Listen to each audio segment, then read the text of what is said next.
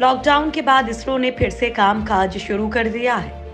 हालांकि लॉकडाउन में भी इसरो के कुछ सेंटर काम कर रहे थे, जिसमें कोरोना से बचाव के लिए वेंटिलेटर और सैनिटाइजर बनाए जा रहे थे, लेकिन स्पेस रिसर्च से जुड़े सभी काम बंद पड़े थे। इसरो ने लंबे समय के बाद अब अपने नए अभियानों को शुरू कर दिया है। इससे आने वाले दिनों में अब भारत में भी अंतरिक्ष के क्षेत्र में बड़ा बदलाव दिख सकता है। दरअसल भारतीय अंतरिक्ष अनुसंधान संगठन ने ऐलान किया कि अब प्राइवेट कंपनियां भी रॉकेट और सैटेलाइट बना सकती हैं। इसरो के चेयरमैन के सिवन ने कहा कि अब स्पेस सेक्टर को प्राइवेट कंपनियों के लिए खोल दिया जाएगा। दरअसल इसी साल नासा ने पहली बार प्राइवेट कंपनी स्पेसएक्स के अंतरिक्ष यान से 2 लोगों को इंटरनेशनल स्पेस स्टेशन भेजा है और अब उसी रास्ते पर इसरो भी चलने की तैयारी कर रहा है। हो सकता है कि आने वाले सालों में निजी कंपनियां भी अपने यान अंतरिक्ष में भेज सकें। निजी कंपनियों के लिए इसरो ने खोले दरवाजे। निजी कंपनी भी बना सकेगी रॉकेट और सैटेलाइट।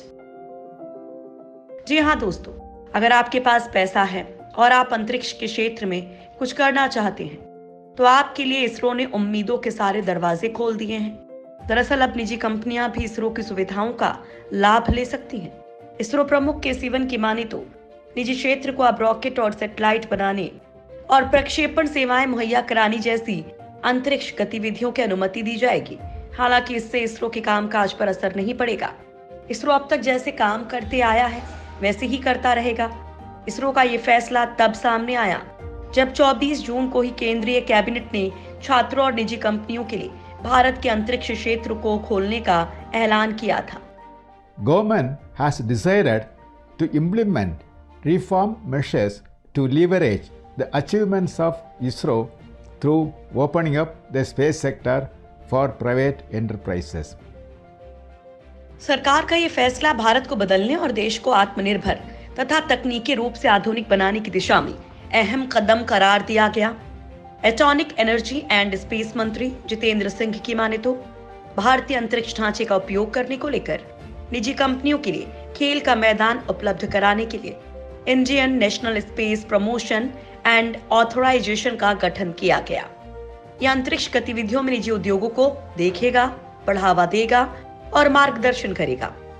के-सिवन की माने तो अंतरिक्ष विभाग रॉकेट और उपग्रहों के निर्माण और प्रक्षेपण के साथ साथ वाणिज्यिक आधार पर अंतरिक्ष आधारित सेवाएं प्रदान करने सहित अंतरिक्ष सेवाओं को प्रदान करने में सक्षम करने के लिए क्षेत्र की अंतरिक्ष गतिविधियों को बढ़ावा देगा।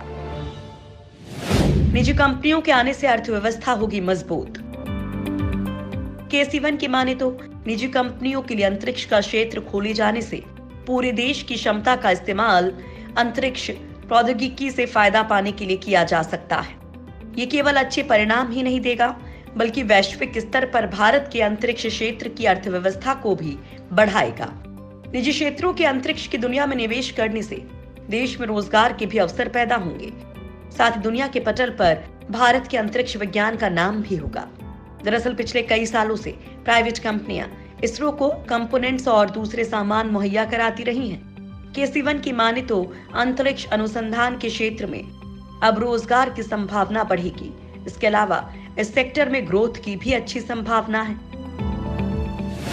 लॉकडाउन की वजह से कई प्रोजेक्ट में होगी देरी। कोरोना काल में देश में लगे लॉकडाउन का असर इसरो के काम पर भी दिखने लगा है। लॉकडाउन की वजह से इसरो के कई आने वाले मिशन पर शोध का काम रुक सा गया था। हालांकि अब इसरो फिर से अपने काम पर लौट आया है। ऐसे में इन प्रोजेक्ट्स को लेकर फिर से तेजी से काम शुरू किया जाएगा। के-सिवन की माने तो कोरोना लॉकडाउन के चलते अंतरिक्ष में मानव को भेजने और चंद्रयान-3 अभियान में देरी होने के अलावा इस साल लॉन्च होने वाले 10 अंतरिक्ष अभियान भी बाधित हुए। इसरो प्रमुख ने कहा कि इसरो अपने अंतरिक्ष अभियानों पर लॉकडाउन के प्रभाव का आकलन करेगा। दरअसल आने वाले 3 से 4 सालों में इसरो के कई बड़े प्रोजेक्ट पाइपलाइन में थे, जिसमें गगनयान, चंद्रयान-3 और मंगलयान-2 मिशन भी शामिल था। हालांकि इस मिशन में कितना समय और लगेगा, इसके लिए इसरो आंकलन कर रहा है।